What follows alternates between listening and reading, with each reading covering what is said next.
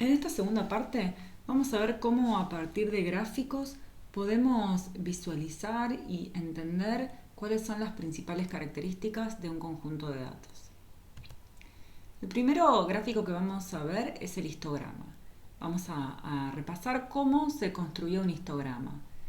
Tenemos un conjunto de datos x1, xn, los ordenamos de menor a mayor, ¿sí? X entre paréntesis 1 sería el mínimo, X entre paréntesis n sería el máximo, y tomamos k intervalos, I1 y k, que particionen este intervalo que va desde el mínimo hasta el máximo, ¿sí? Y graficamos una constante sobre cada intervalo, de manera tal que el área del rectángulo sea la frecuencia relativa en el intervalo, ¿sí? O sea, que la altura sobre I sub j por la longitud de I sub j tiene que ser la proporción de observaciones que caen en el intervalo I sub j.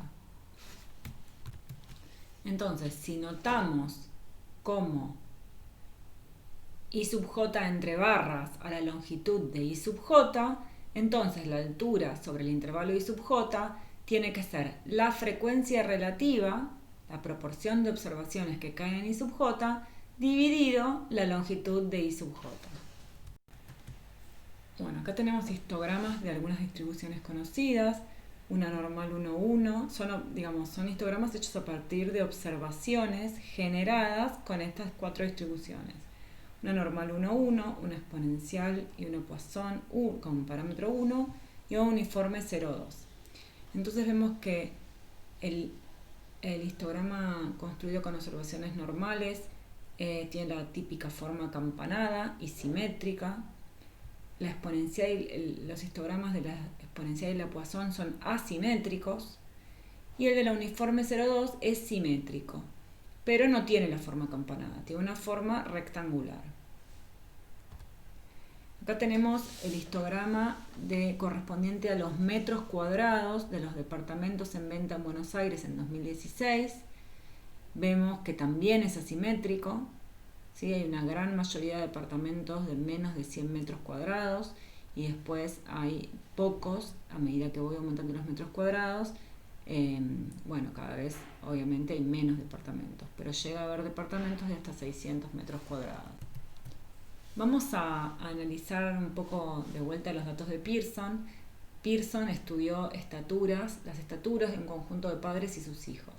Estos datos están en la librería Using R y es el conjunto de datos father.son. Bueno, y acá tenemos las 10 primeras filas de ese conjunto de datos que tiene estaturas de padres e hijos medidas en pulgadas. Bueno, con estos comandos podemos hacer histogramas de las estaturas de los padres y de los hijos. Y acá vemos que tanto las estaturas de los padres como las de los hijos tienen histogramas que son aproximadamente simétricos y acampanados. Bueno, el siguiente gráfico que vamos a ver es el boxplot. El boxplot, el nombre completo en realidad es Box and Whisker Plot, que quiere decir gráfico de cajas y bigotes. Bueno, el boxplot es un gráfico que tiene esta pinta. ¿Y cómo se construye? Bueno, se calculan la mediana, el primer cuartil y el tercer cuartil. ¿Sí? Que acá se llaman cuartil inferior y cuartil superior, pero bueno, es lo mismo, primer cuartil, tercer cuartil.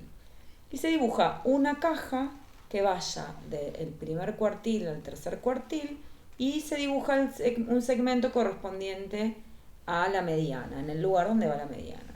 Después vienen los bigotes. ¿Qué son los bigotes? Bueno, este palito, esta raya, es uno de los bigotes. ¿Cómo lo grafico? Bueno, el bigote se extiende desde este bigote, ¿no?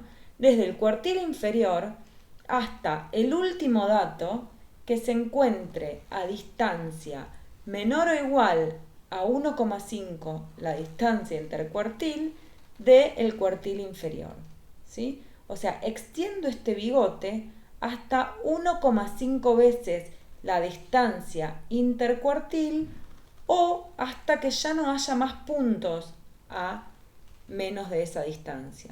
¿Sí? Supónganse que la distancia intercuartil 1,5 veces la distancia entre cuartil, por ahí llegaría hasta acá, pero como en todo este pedazo no había ningún dato, entonces acá termina el bigote.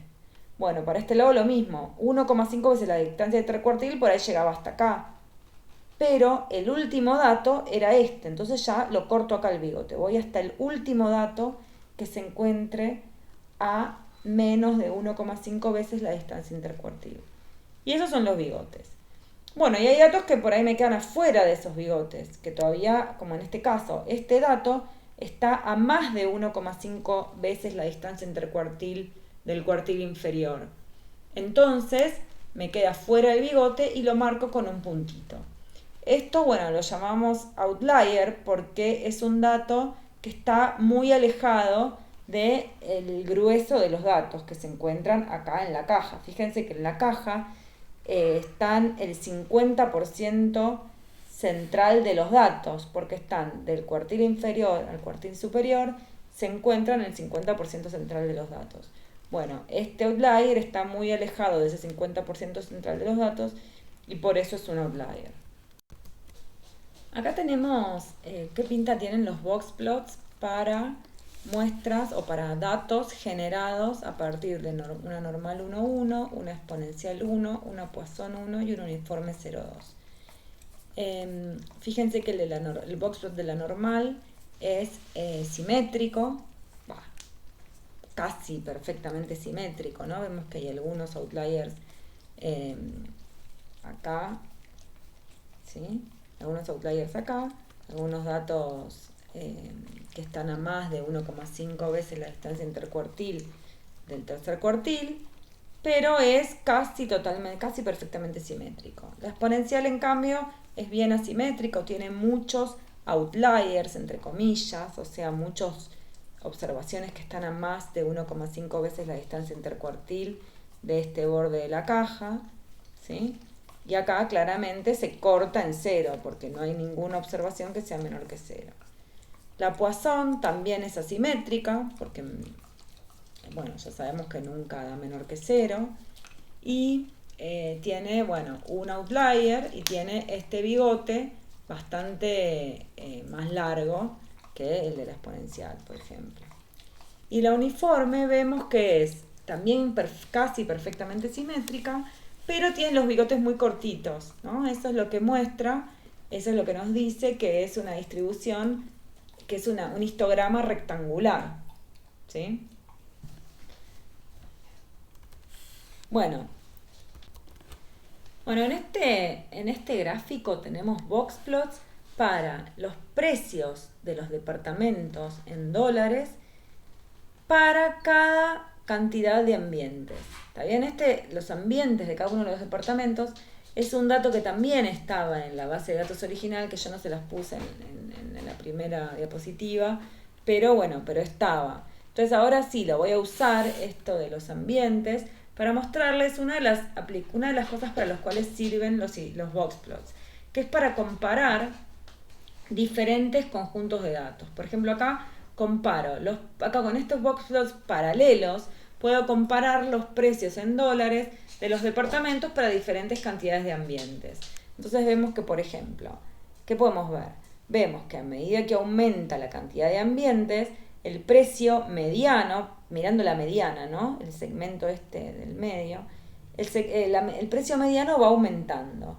Hasta, fíjense, después de 6 ambientes ya no aumenta más, empieza a bajar, para 10, bueno, vuelve a aumentar, pero en general vemos que claramente aumenta hasta 5, de 0 a 5 ambientes. 0 ambientes, vaya a saber qué significa. Bueno, en el conjunto de datos había departamentos de 0 ambientes. No sé qué significa, pero bueno. Después, ¿qué más vemos? Vemos que los departamentos de 5 y 6 ambientes son los que tienen más variabilidad en sus precios, ¿no? Porque fíjense que tienen valores muy, muy grandes y valores muy chicos, ¿sí? Tienen como una gran variabilidad. La caja del boxplot es muy grande y también hay valores atípicos, ¿sí? Bueno, los de 7 ambientes también tienen mucha variabilidad. En cambio, los de 3 ambientes o los de 2, lo que vemos es que las cajitas son muy chiquitas, entonces eso quiere decir que la variabilidad dentro del 50% central de los datos es chica. Aunque hay valores atípicos también, ¿sí? Hay valores atípicos, pero no llegan a tener tanta variabilidad como los de 5 o 6 ambientes. Bueno, estas cosas son las que uno puede ver al hacer boxplots paralelos. Puede comparar tanto las medianas como las cuartiles, como la variabilidad de los distintos conjuntos de datos. Bueno, y por último tenemos acá boxplots paralelos para las estaturas de los padres y los hijos en los datos de Pearson. Acá estas son las de los padres y estas de los hijos. Acá, bueno, no se ve, lo había escrito acá abajo, pero me quedó cortado. Bueno, entonces, ¿qué pasa? Estos boxplots nos sirven también para ver que ¿qué podemos ver en este boxplot? Bueno, si a simple vista ya vemos que en general los hijos tienden a ser un poquito más altos que los padres, ¿no? La mediana es un poquito mayor, también el primer y el tercer cuartil, todo está corrido un poquito para arriba, ¿sí? Entonces esto, nos da de un vistazo esa información. También podemos ver que la variabilidad es similar, porque los tamaños de las cajas son similares y los bigotes también. Y entre los hijos hay algunos datos extremos más que en los padres.